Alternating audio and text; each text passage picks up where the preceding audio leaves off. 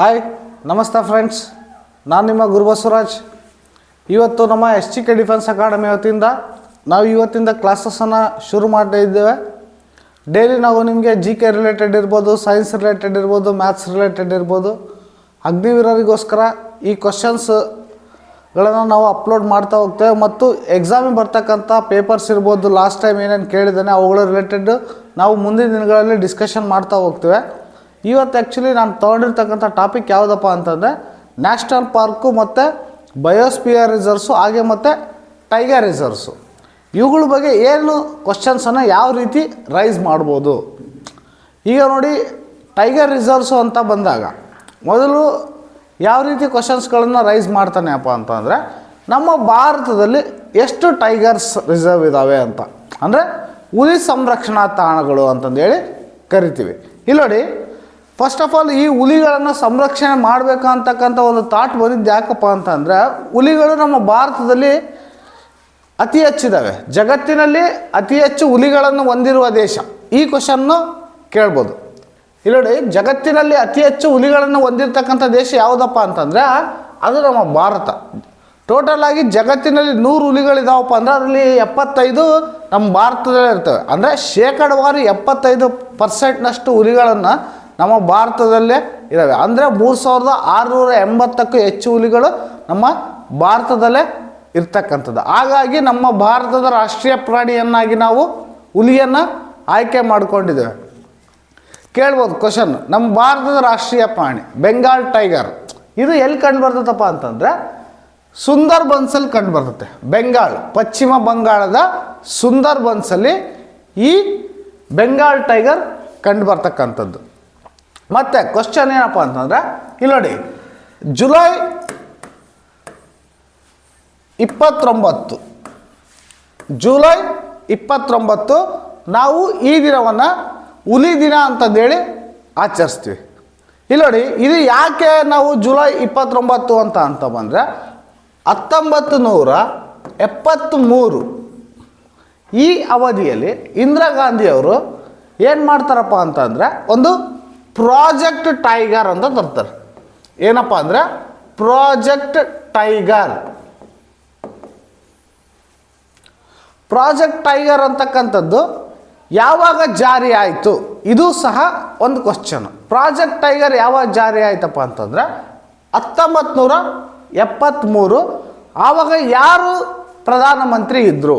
ಆವಾಗ ಯಾರು ಪ್ರಧಾನಮಂತ್ರಿ ಇರ್ತಾರಪ್ಪ ಅಂತಂದರೆ ಶ್ರೀಮತಿ ಇಂದಿರಾ ಗಾಂಧಿ ಅವರು ಇರ್ತಾರೆ. ಯಾಕಂದರೆ ಆವಾಗ ಹುಲಿ ಚರ್ಮ ಇರ್ಬೋದು ಮತ್ತು ಕಾಡಲ್ಲಿರ್ತಕ್ಕಂಥ ಸಂಪನ್ಮೂಲಗಳು ಏನಾಗ್ತಿರ್ತಾವಪ್ಪ ಅಂತಂದರೆ ವಿದೇಶಿಯರಿಗೆ ಮಾರಾಟ ಆಗ್ತಿರ್ತವೆ, ಅಕ್ರಮ ಸಾಗಾಣಿಕೆ ಆಗ್ತಿರ್ತವೆ. ಇದನ್ನು ತಡೆಗಟ್ಟಬೇಕು, ಹುಲಿಗಳನ್ನು ಸಂರಕ್ಷಣೆ ಮಾಡಬೇಕು ಅಂತ ಹೇಳಿ ಇಂದಿರಾ ಗಾಂಧಿಯವರು ಈ ಪ್ರಾಜೆಕ್ಟನ್ನು ತರ್ತಾರೆ. ಈ ಪ್ರಾಜೆಕ್ಟ್ ಏನಪ್ಪ ಅಂತಂದರೆ ಪ್ರಾಜೆಕ್ಟ್ ಟೈಗರ್ ಅಂತ ಇದಕ್ಕೆ ಹೆಸರಿಡ್ತಾರೆ. ಇದನ್ನು 1973 ತರ್ತಾರೆ. ಇಲ್ಲಿ ನೋಡಿ, ಹುಲಿ ದಿನ ಅಂತಂದೇಳಿ ನಿಮಗೆ ಇಲ್ಲೇ 3 ಕ್ವಶನ್ ಆಗ್ತವೆ. ಏನಪ್ಪ ಅಂದರೆ ಅತಿ ಹೆಚ್ಚು ಹುಲಿಗಳನ್ನು ಹೊಂದಿರುವ ದೇಶ ಯಾವುದಪ್ಪ ಅಂತಂದರೆ ಭಾರತ. ಹುಲಿ ದಿನವನ್ನು ನಾವು ಯಾವತ್ತು ಆಚರಿಸ್ತೇವೆ? ಜುಲೈ 29.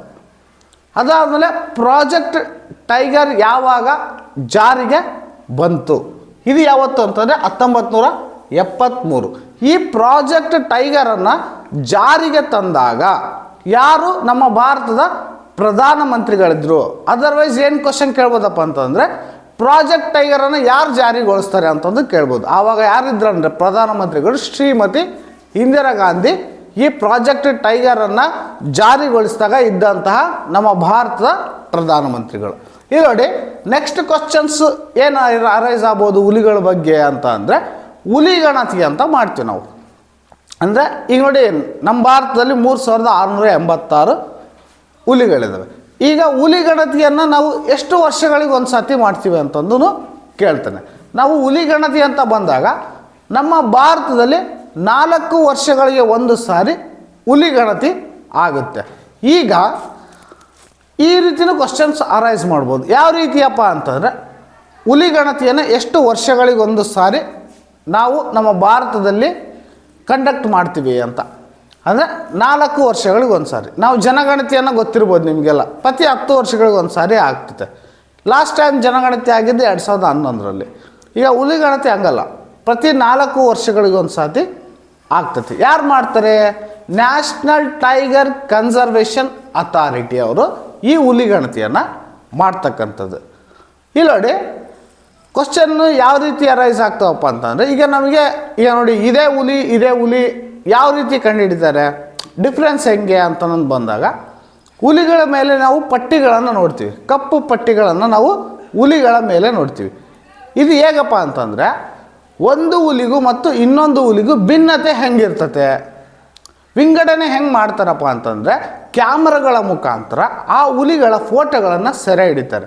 ಸೆರೆ ಹಿಡಿದಾಗ ಏನಾಗುತ್ತೆ ಅಂತಂದರೆ ಒಂದು ಹುಲಿಗೂ ಮತ್ತು ಮತ್ತೊಂದು ಹುಲಿಗೂ ಏನಿರುತ್ತೆ ಅಂದರೆ ಡಿಫ್ರೆನ್ಸ್ ಇರುತ್ತೆ, ಆ ಪಟ್ಟಿಗಳಲ್ಲಿ ಡಿಫ್ರೆನ್ಸ್ ಇರುತ್ತೆ. ಇವುಗಳನ್ನು ಆಧಾರದ ಮೇಲೆ ಎಲ್ಲಿ ಎಷ್ಟು ಹುಲಿಗಳಿದ್ದಾವೆ, ಟೋಟಲ್ ಆಗಿ ನಮ್ಮ ಭಾರತದಲ್ಲಿ ಎಷ್ಟು ಹುಲಿಗಳಿದ್ದಾವೆ, ಇವುಗಳ ರಿಲೇಟೆಡ್ ನಮಗೆ ಇನ್ಫಾರ್ಮೇಷನನ್ನು NTCA ಅಂದರೆ ನ್ಯಾಷನಲ್ ಟೈಗರ್ ಕನ್ಸರ್ವೇಷನ್ ಅಥಾರಿಟಿ ಅವರು ಇವುಗಳ ಒಂದು ಇನ್ಫಾರ್ಮೇಷನನ್ನು ನೀಡ್ತಾರೆ. ಇಲ್ಲಿ ನೋಡಿ ನಮ್ಮ ಭಾರತದಲ್ಲಿ ನಾನು ಹೇಳಿದೆ ಟೈಗರ್ ರಿಸರ್ವ್ಸ್ಗಳನ್ನು ಮಾಡಿದರು, ಹುಲಿ ಸಂರಕ್ಷಣಾ ತಾಣಗಳನ್ನು ಮಾಡಿದರು. ನಮ್ಮ ಕರ್ನಾಟಕದಲ್ಲಿ ಟೋಟಲ್ ಇಲ್ಲಿ ನೋಡಿ ಕರ್ನಾಟಕದಲ್ಲಿ 5 ಹುಲಿ ಸಂರಕ್ಷಣಾ ತಾಣಗಳು ಇದ್ದಾವೆ. ಇದು ಆ್ಯಸ್ ಪರ್ ದ 50 years ಅಂದರೆ 2023 ಅವಧಿಗೆ ಟೋಟಲ್ ನಮ್ಮ ಭಾರತದಲ್ಲಿ ಇದ್ದಂತಹ ಟೈಗರ್ ರಿಸರ್ವ್ಸು ಅವಾಗ ಕಡಿಮೆ ಇದ್ದು. ಬಟ್ ಅಟ್ ಪ್ರೆಸೆಂಟ್ ಏನಿದಾವಪ್ಪ ಅಂತಂದರೆ ನಮ್ಮ ಭಾರತದಲ್ಲಿ ಒಟ್ಟು ಹುಲಿ ಸಂರಕ್ಷಣಾ ತಾಣಗಳ ಸಂಖ್ಯೆ ಎಷ್ಟಿದಾವಪ್ಪ ಅಂದರೆ 58 ಟೈಗರ್ ರಿಸರ್ವ್ಸ್ ಇದ್ದಾವೆ. ಎಷ್ಟಿದ್ದಾವೆ? 58 ಟೈಗರ್ಸ್ ಇದ್ದಾವೆ. ಟೈಗರ್ ರಿಸರ್ವ್ಸ್ ಅಂದರೆ ಹುಲಿ ಸಂರಕ್ಷಣಾ ತಾಣಗಳಿದ್ದಾವೆ. ನಮ್ಮ ಕರ್ನಾಟಕದಲ್ಲಿ ಎಷ್ಟಿದ್ದಾವೆ? 5 ಇದ್ದಾವೆ. ನಮ್ಮ ಕರ್ನಾಟಕದ ರಿಲೇಟೆಡ್ ಎಕ್ಸಾಮ್ಸ್ಗಳನ್ನು ಬರಿತಾ ಇರೋದ್ರಿಂದ ಈ ಕ್ವಶನನ್ನು ನಿಮಗೆ ಹಾಕ್ಬೋದು. ಯಾವುದು ನಮ್ಮ ಕರ್ನಾಟಕದಲ್ಲಿ ಅತಿ ದೊಡ್ಡ ಹುಲಿ ಸಂರಕ್ಷಣಾ ತಾಣ? ಇಲ್ಲಿ ನೋಡಿ ನಮ್ಮ ಕರ್ನಾಟಕ ಅಂತ ಬಂದಾಗ ಯಾವುದು ಅತಿ ದೊಡ್ಡದಪ್ಪ ಅಂದರೆ ಬಂಡೀಪುರ ಅಂತಂದೇಳಿ ಕರಿತೀವಿ ನಾವು. ಈಗ ಬಟ್ ನೀವು ಇಲ್ಲಿ ಮೋಸ್ಟ್ ಆಫ್ ದ ನಮ್ಮ ಸೆಂಟ್ರಲ್ ಗೌರ್ಮೆಂಟ್ ಎಕ್ಸಾಮ್ಸ್ಗಳಲ್ಲಿ ಏನಾಗುತ್ತಪ್ಪ ಅಂತ ಅಂದರೆ ಈ ಅಗ್ನಿವೀರ್ ಇರ್ಬೋದು, ಮತ್ತು ಅದಾದಮೇಲೆ SSC GD ಇರ್ಬೋದು, ರೈಲ್ವೆ ಗ್ರೂಪ್ D ಇರ್ಬೋದು, ಈಗ ಯಾವುದೇ ಎಕ್ಸಾಮ್ಸ್ ತೊಗೊಳ್ಳಿ ನಮ್ಮ ಭಾರತದ ರಿಲೇಟೆಡ್ ಜಾಸ್ತಿ ಕ್ವಶನ್ಸನ್ನು ಕೇಳೋದು ಜಾಸ್ತಿ. ಹಾಗಾಗಿ ನಾವೇನು ತಿಳ್ಕೊಬೇಕಪ್ಪ ಅಂತ ಅಂದರೆ ಟೋಟಲ್ ಆಗಿ ಯಾವ ರಾಜ್ಯದಲ್ಲಿ ಅತಿ ಹೆಚ್ಚು ಹುಲಿಗಳು ಕಂಡು ಬರ್ತವೆ? ಇದಕ್ಕೆ ಆನ್ಸರ್ ಬಂದು ಮಧ್ಯಪ್ರದೇಶ್. ಇಲ್ಲಿ ನೋಡಿ ಅತಿ ಹೆಚ್ಚು ಹುಲಿಗಳನ್ನು ಹೊಂದಿರತಕ್ಕಂಥ ರಾಜ್ಯ ಯಾವುದಪ್ಪ ಅಂತಂದರೆ ಮಧ್ಯಪ್ರದೇಶ್.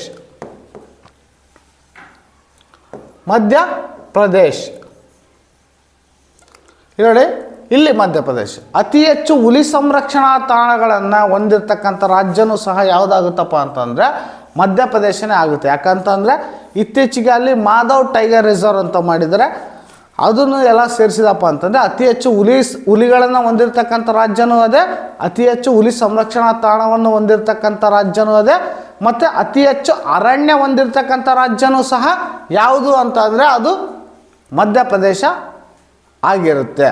ಇಲ್ಲಿ ನೋಡಿ ಕ್ವಶನ್ ಯಾವ ರೀತಿ ಕೇಳ್ತಾನೆ ಅಂತಂದರೆ ಅತಿ ಹೆಚ್ಚು ಹುಲಿಗಳನ್ನು ಹೊಂದಿರತಕ್ಕಂಥ ರಾಜ್ಯ ಯಾವುದು ಅಂತ ಹೇಳಿ.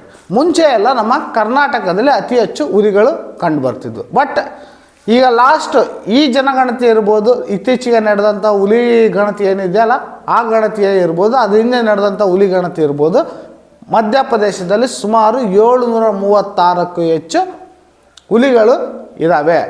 ಈಗ ಕೇಳ್ತಾನೆ ಕ್ವಶನ್ ಏನಪ್ಪ ಅಂತಂದರೆ ಅತಿ ಹೆಚ್ಚು ಹುಲಿಗಳನ್ನ ಹೊಂದಿರತಕ್ಕಂಥ ರಾಜ್ಯ ಯಾವುದು ಅಂತ ಅಂದರೆ ಅದು ಮಧ್ಯಪ್ರದೇಶ ಆಗಿದೆ. ಈಗ ನೋಡಿ ಅತಿ ದೊಡ್ಡ ಹುಲಿ ಸಂರಕ್ಷಣಾ ತಾಣ ಅಂದರೆ ಏರಿಯಾ ವೈಸ್, ಇಲ್ಲಿ ಆ್ಯಕ್ಚುಲಿ ಅತಿ ಹೆಚ್ಚು ಹುಲಿಗಳೇನು ಕಂಡು ಬರೋಲ್ಲ, ಬಟ್ ಏರಿಯಾ ವೈಸ್ ಅಂತ ಬಂದಾಗ ಇಲ್ಲಿ ಏನಾಗುತ್ತೆ ಅಂತಂದರೆ ಆಂಧ್ರ ಪ್ರದೇಶದ ನಾಗಾರ್ಜುನ ಸಾಗರ್ ಹುಲಿ ಸಂರಕ್ಷಣಾ ತಾಣ, ಶ್ರೀಶೈಲಂ, ನಾವು ಶ್ರೀಶೈಲ ಅಂತ ಕೇಳಿರ್ತೀವಿ, ಅಲ್ಲಿ ಒಂದು ನಾಗಾರ್ಜುನ ಸಾಗರ್ ಅಣೆಕಟ್ಟು ಸಹ ಇದೆ. ಅಲ್ಲೇ ನಾವೇನಂತೀವಿ ಶ್ರೀ ನಾಗಾರ್ಜುನ ಸಾಗರ್ ಹುಲಿ ಸಂರಕ್ಷಣಾ ತಾಣ ಅಂತಂದೇಳಿ ಶ್ರೀಶೈಲದ ಬಳಿ ಕಂಡು ಬರ್ತೈತೆ. ಈ ಒಂದು ಹುಲಿ ಸಂರಕ್ಷಣಾ ತಾಣ ಭಾರತದ ಅತಿ ದೊಡ್ಡ ಹುಲಿ ಸಂರಕ್ಷಣಾ ತಾಣ ಆಗಿದೆ ಏರಿಯಾ ವೈಸ್ ಅಂತ ಬಂದಾಗ. ಮತ್ತು ನಾವು ಈ ಹುಲಿ ರಿಲೇಟೆಡ್ ಏನಪ್ಪ ಅಂತ ಅಂದರೆ ಈಗ ನೋಡಿ ಟೋಟಲ್ ಆಗಿ ಕ್ವಶನ್ಸ್ಗಳನ್ನ ಈ ರೀತಿಯಾಗಿಯೇ ಅರೈಸ್ ಮಾಡ್ತಕ್ಕಂಥದ್ದು. ಇದಾದಮೇಲೆ ನಾವೇನು ಮಾಡಬೇಕು, ಯಾವ ಒಂದು ರಾಜ್ಯದಲ್ಲಿ ಯಾವ್ಯಾವ ಹುಲಿ ಸಂರಕ್ಷಣಾ ತಾಣಗಳಿದ್ದಾವೆ, ಈ 58ರಲ್ಲಿ ಕೆಲವೊಂದಿಷ್ಟು ಇಂಪಾರ್ಟೆಂಟನ್ನು ಕೊಟ್ಟಿದ್ದಾನೆ. ಯಾವ್ಯಾವಪ್ಪ ಅಂತಂದರೆ ಸುಂದರ್ಬನ್. ಇಲ್ಲಿ ನೋಡಿ ನಾನು ಏನು ಹೇಳ್ತೀನಿ ಇವುಗಳನ್ನೇ ಹೆಚ್ಚಾಗಿ ಕೇಳ್ತಕ್ಕಂಥದ್ದು ಆಗುತ್ತೆ. ಯಾಕಂದರೆ ಇಲ್ಲಿ ಕೊಟ್ಟಿರ್ತಕ್ಕಂಥದ್ದು ಆದಷ್ಟು ಮಟ್ಟಿಗೆ ಇಂಪಾರ್ಟೆಂಟ್ ಇರ್ತಕ್ಕಂಥವನ್ನೇ ಕೊಟ್ಟಿದ್ದಾನೆ. ಇದನ್ನು ಕೊಟ್ಟಿರ್ತಕ್ಕಂಥದ್ದು ಯಾರಪ್ಪ ಅಂತಂದರೆ ನ್ಯಾಷನಲ್ ಟೈಗರ್ ಕನ್ಸರ್ವೇಷನ್ ಅಥಾರಿಟಿಗಳು. ಹಾಗಾಗಿ ಇವುಗಳಲ್ಲಿ ಇಂಪಾರ್ಟೆಂಟ್ ಏನಿದೆ ಇವುಗಳನ್ನೇ ನೀವು ನೋಡಿಕೊಂಡ್ರೆ ಸಾಕು. ಇಲ್ಲೇನಿದ್ದಾವೆ ಕರ್ನಾಟಕ ಅಂತ ಬಂದರೆ 5 ಹುಲಿ ಸಂರಕ್ಷಣಾ ತಾಣ ಇಲ್ಲಿ ಕೊಟ್ಟಿದ್ದಾನೆ. ಯಾವುದಪ್ಪ ಅಂದರೆ ಬಂಡೀಪುರ, ಮತ್ತು ಭದ್ರಾ, ಕಾಳಿ, ನಾಗರಹೊಳೆ, ಬಿಳಿಗಿರಿ, ರಂಗನ ಬೆಟ್ಟ. ಟೋಟಲ್ ಆಗಿ 5 ಹುಲಿ ಸಂರಕ್ಷಣಾ ತಾಣ ಇದ್ದಾವೆ. ರಾಜಸ್ಥಾನ ಅಂತ ಬಂದಪ್ಪ ಅಂತಂದರೆ ರಣತಂಬೋರ್, ಸಾರಿಸ್ಕಾ, ಮುಕುಂದರ, ರಾಮ್ಗರ್, ವಂಶಧಾರಿ ಈ ರೀತಿ ಇದ್ದಾವೆ. ಇವುಗಳನ್ನು ನೀವು ಏನಪ್ಪ ಅಂತಂದರೆ ಟೋಟಲ್ ಆಗಿ ಯಾವ್ಯಾವ ಎಲ್ಲಿದ್ದಾವೆ ಅಂತಂದೇಳಿ ನೋಡ್ಕೋಬೇಕು. ಇಲ್ಲಿ ನೋಡಿ ಸುಂದರ್ಬನ್ಸ್ ಎಲ್ಲಿದೆ ಅಂತ ಕೇಳ್ತಾರೆ. ಸುಂದರ್ಬನ್ ಟೈಗರ್ ರಿಸರ್ವ್ ಎಲ್ಲಿದೆ? ಪಶ್ಚಿಮ ಬಂಗಾಳ, ವೆಸ್ಟ್ ಬೆಂಗಾಳಲ್ಲಿ ಕಂಡುಬರ್ತದೆ. ಇಲ್ಲಿ ನೋಡಿ ಜಿಮ್ ಕಾರ್ಬೆಟ್. ಇಲ್ಲಿ ನೋಡಿ ಈ ಜಿಮ್ ಕಾರ್ಬೆಟ್ ಅಂತಕ್ಕಂಥನು ಒಬ್ಬ ಏನಪ್ಪ ಅಂದರೆ ಬೇಟೆಗಾರ, ಮೀನ್ಸ್ ಆತ ಪ್ರಾಣಿ ಸಂರಕ್ಷಣೆ ರಿಲೇಟೆಡ್ ರಿಸರ್ಚ್ ಮಾಡಿದಂಥ ವ್ಯಕ್ತಿ. ಈ ವ್ಯಕ್ತಿಯ ಹೆಸರನ್ನು ಉತ್ತರಾಖಂಡದಲ್ಲಿ ಇರ್ತಕ್ಕಂಥ ಜಿಮ್ ಕಾರ್ಬೆಟ್ ನ್ಯಾಷನಲ್ ಪಾರ್ಕು ಹೌದದು, ಮತ್ತು ಅದಾದಮೇಲೆ ಹುಲಿ ಸಂರಕ್ಷಣಾ ತಾಣನೂ ಸಹ ಹೌದು. ಯಾಕಂತಂದರೆ ಅತಿ ಹೆಚ್ಚು ಹುಲಿಗಳು ಇಲ್ಲಿ ಕಂಡು ಬರ್ತವೆ. ಯಾವ ಒಂದು ಹುಲಿ ಸಂರಕ್ಷಣಾ ತಾಣದಲ್ಲಿ ಅತಿ ಹೆಚ್ಚು ಹುಲಿಗಳು ಕಂಡು ಬರ್ತವಪ್ಪ ಅಂದರೆ ಅದು ಜಿಮ್ ಕಾರ್ಬೆಟಲ್ಲೇ ಕಂಡು ಬರ್ತಕ್ಕಂಥದ್ದು, ಅದು ಉತ್ತರಾಖಂಡದಲ್ಲೇ ಇದೆ. ಬಟ್ ನೀವು ಕ್ವಶನಲ್ಲಿ ಕನ್ಫ್ಯೂಸ್ ಆಗಬಾರ್ದು. ಯಾವ ರಾಜ್ಯ ಅಂತ ಬಂದರೆ ಮಧ್ಯಪ್ರದೇಶ, ಯಾವ ಒಂದು ಹುಲಿ ಸಂರಕ್ಷಣಾ ತಾಣ ಅತಿ ದೊಡ್ಡದು ಅಂತ ಬಂದರೆ ಅದು ನಾಗಾರ್ಜುನ. ಅದಾದಮೇಲೆ ಅತಿ ಹೆಚ್ಚು ಹುಲಿಗಳು ಎಲ್ಲಿ ಕಂಡು ಬರ್ತಾವಪ್ಪ ಅಂತ ಬಂದರೆ ಅದು ಜಿಮ್ ಕಾರ್ಬೆಟ್ ಆಗಿರುತ್ತೆ. ಇದು ಹುಲಿಗಳಿಗೆ ರಿಲೇಟೆಡ್ ಇರ್ತಕ್ಕಂಥ ಹುಲಿ ಸಂರಕ್ಷಣಾ ತಾಣಗಳಿಗೆ ಇರ್ತಕ್ಕಂಥ ಇನ್ಫಾರ್ಮೇಷನ್.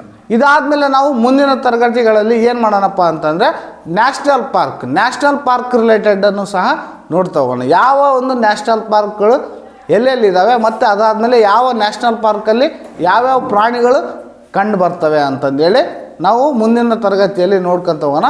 ಟೋಟಲ್ ಆಗಿ ನಮ್ಮ ಭಾರತದಲ್ಲಿ ಎಷ್ಟು ನ್ಯಾಷನಲ್ ಪಾರ್ಕ್ಗಳು ಇದ್ದಾವೆ ಇದನ್ನು ನೀವು ಕಮೆಂಟ್ ಬಾಕ್ಸಲ್ಲಿ ಕಮೆಂಟ್ ಮಾಡಿ.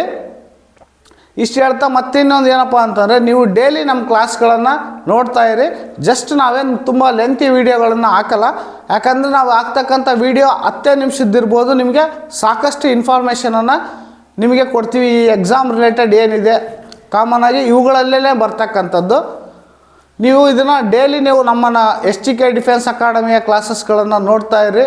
ನಿಮಗೆ ಬೇಕಾದಂಥ ಉಪಯುಕ್ತ ಮಾಹಿತಿ not only for the Agniveer ಇರ್ಬೋದು. ಈಗ ಅಗ್ನಿವೀರ್ ಎಕ್ಸಾಮ್ ಮಾತ್ರ ಸೀಮಿತ ಅಂತ ಅಲ್ಲ, ನಾವು ಈ ಏನು ಇನ್ಫಾರ್ಮೇಷನ್ ಏನು ಕೊಡ್ತಾ ಇದ್ದೀವಿ most of the Karnataka government related ಎಕ್ಸಾಮ್ಸ್ಗಳಿಗೂ ಸಹ ಇವು ಹೆಲ್ಪ್ಫುಲ್ ಆಗುತ್ತೆ. ಮತ್ತು ಇನ್ನೊಂದರಿಂದ ಈ ಸಾರಿ ಕನ್ನಡ ಒಂದು ಎಕ್ಸಾಮ್ಸಲ್ಲಿ ಏನು ಕನ್ನಡ ಪೇಪರ್ ಮಾಡಿದ್ದಾನೆ ಅಗ್ನಿವೀರಲ್ಲಿ, ಹಾಗಾಗಿ ನೀವು ತುಂಬಾ ಸ್ಟಡಿ ಮಾಡಬೇಕಾಗುತ್ತೆ. ಯಾಕಂತಂದರೆ ಕನ್ನಡ ಇರೋದ್ರಿಂದ ಪೇಪರು ಕಾಂಪಿಟೇಟಿವ್ನೆಸ್ಸು ಜಾಸ್ತಿ ಆಗ್ತಾ ಹೋಗುತ್ತೆ. ಹಾಗಾಗಿ ಹೆಚ್ಚಾಗಿ ನೀವು ಏನಪ್ಪ ಅಂತಂದರೆ ಜಾಸ್ತಿ ಸ್ಟಡಿ ಮಾಡಬೇಕು. ಮತ್ತು ಮ್ಯಾಥ್ಸು ಮತ್ತು ಸೈನ್ಸನ್ನು ನೀವು ಹೆಚ್ಚಾಗಿ ಫೋಕಸ್ ಮಾಡ್ತಾ, ಹಾಗೇನೂ ಸಹ GK ಅಂತಕ್ಕಂಥದ್ದು ಸ್ಕೋರಿಂಗ್ ಪೇಪರು. ಹಾಗಾಗಿ ಎಲ್ಲವುಗಳನ್ನು ಸಹ ನೀವು ನೆನಪಲ್ಲಿಟ್ಕೊಂಡು ಡೈಲಿ ಅಭ್ಯಾಸ ಮಾಡೋದ್ರಿಂದ ಹೆಚ್ಚಿನ ಮಾರ್ಕ್ಸ್ ತೆಗೆಯೋಕ್ಕೆ ಹೆಲ್ಪ್ಫುಲ್ ಆಗುತ್ತೆ. ಇಷ್ಟು ಹೇಳ್ತಾ ನಾವು ನಮ್ಮ ಇವತ್ತಿನ ತರಗತಿಯನ್ನು ಎಂಡ್ ಮಾಡ್ತಾ ಇದ್ದೇವೆ. ನಮ್ಮ ಕ್ಲಾಸ್ ನಿಮಗೆ ಇಷ್ಟ ಆಗಿದ್ದರೆ ಸಬ್ಸ್ಕ್ರೈಬ್ ಮಾಡಿ, ಹಾಗೂ ನಮ್ಮ ಒಂದು ತರಗತಿಗಳನ್ನು ನಾವು ಅಪ್ಲೋಡ್ ಮಾಡ್ತಾ ಇರ್ತೇವೆ. ಇದರ ನೋಟಿಫಿಕೇಷನ್ಗಾಗಿ ಬೆಲ್ ಬಟನನ್ನು ಒತ್ತಿ. ಇಷ್ಟು ಹೇಳ್ತಾ ಜೈ ಹಿಂದ್, ಜೈ ಕರ್ನಾಟಕ ಮಾತೆ.